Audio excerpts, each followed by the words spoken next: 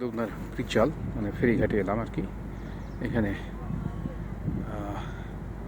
অগ্নিবল সৌভাগ্যরাতে মানে light off big city এরকম এই নামে একটা জাহাজ ফিরে আছে। এগুলো বিভিন্ন জায়গা থেকে আসে মস্কোর পথে আর কি, বা মস্কো থেকে যায়।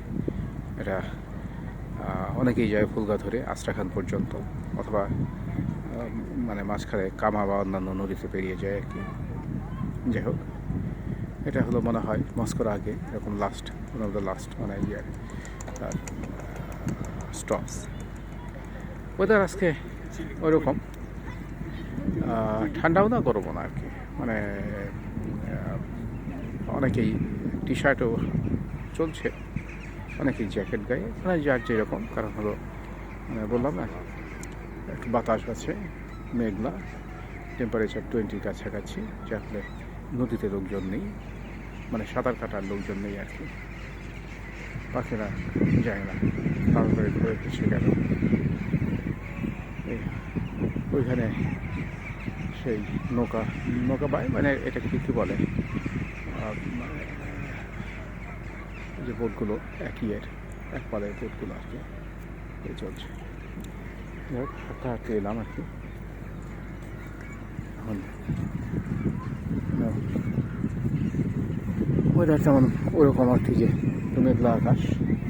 এই জন্য ক্যামেরা আনিনি, সাধারণত এলে ক্যামেরা হাতে নিয়ে আসি, ছবি টবি তুলি, কিন্তু দেখলাম যে মানে তোলার তেমন কিছু পাবো না। সবচেয়ে বড়ো কথা যে বৃষ্টি নামলে ক্যামেরা ভিজতে পারে আর কি, ওই ঝামেলা টানাটানি করলাম না।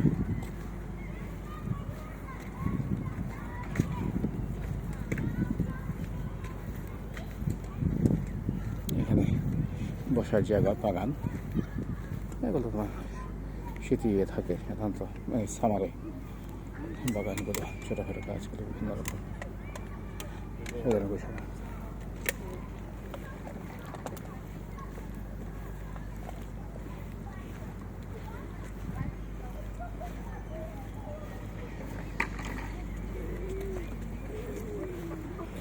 আজ এদের মনে হয় গতকাল ছিল মানে শেষের ঘন্টা, এ অর্থে যখন নাকি মানে স্কুলের মানে ছেলেমেয়েরা, বিশেষ করে মানে একাদশ শ্রেণী, ওরা স্কুল শেষ করে এবং এ উপলক্ষে বিশাল সমস্ত আয়োজন,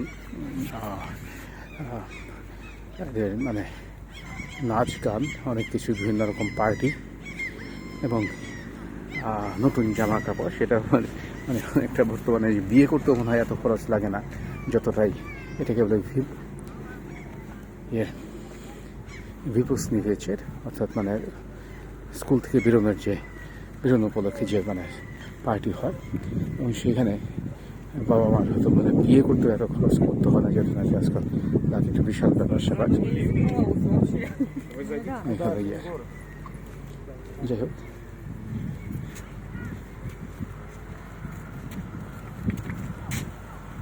মোটামুটি আসছে। রাস্তা হলো আমার ডান দিকে, যাকে হ্যাঁ জাহাজটা দাঁড়িয়ে আছে এখন,